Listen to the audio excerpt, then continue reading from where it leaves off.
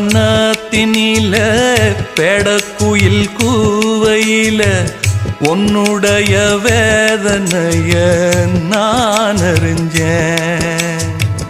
பொங்கலத்தில் மாலையிட ஒன்னிரண்டு தோளத்தோட என்ன தவம் செஞ்சேனோ என் மாமா.